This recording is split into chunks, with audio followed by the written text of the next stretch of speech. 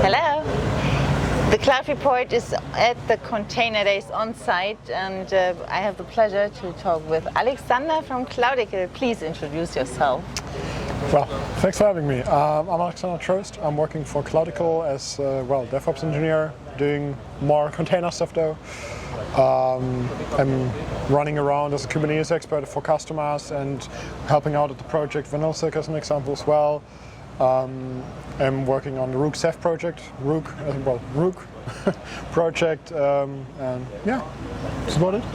What is so interesting in container technology for you? Why are you working in this area?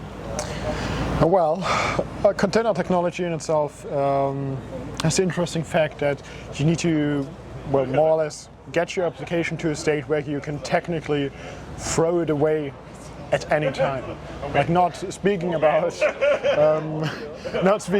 like you uninstall, like you remove the application, but you have the concept of you have the container where the application is running, and if you have an issue, you normally just take it and throw it overboard, and you create a new one, and it should, in most cases, working. And if there's like something in a container for the application where it's like blocking it, and that's kind of like a fascinating thing.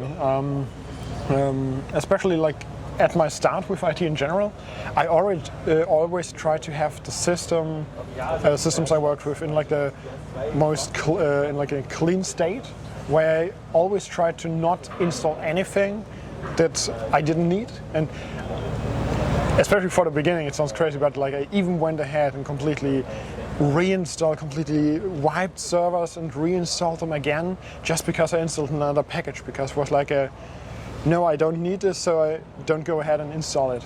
So that the system is always in a state where it's just the things that I need and not something else which might interfere with it. Because that's also one of the things that happens from time to time, especially with container applications. And, well, yeah. Okay, now containers, but everybody here at the Container Days is talking about Kubernetes.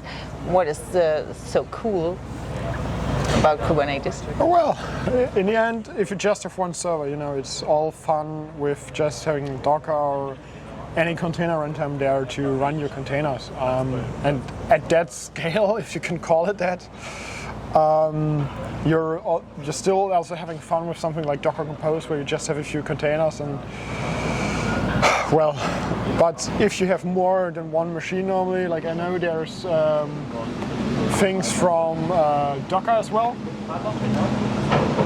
which allow you to run containers over multiple machines. But, Swarm, that's the name I was looking for, Docker Swarm. But it's kind of the point where the community kind of pushes you in the direction of Kubernetes, because at least I'm not too aware of too many things going on Swarm anymore, or maybe it's already just went boring as with Kubernetes. But yeah, it's as it is. Kubernetes simply allows you to have more than one server in the end to easily run your application with a bunch of abstraction. Like it's a one API for your platform where you can run your containers, your applications, how you want them there. And it's even expanding into sections thanks to the community, like virtual machines to a certain extent. But at least for me, the main focus still that you have your containers running there. You have one API that you know it's that you can interact with and you can do your thing with. I have my application and if it's Kubernetes, I know, okay, I can run it there and I can run it everywhere in the end. So it also to kind of make that cut a bit to Red Hat stuff with OpenShift there. It doesn't matter if it's a Kubernetes or an OpenShift too much. In the end, we have this one API at least, which is usable from both ends, from the admin perspective, for managing, and also for the development perspective. Yeah.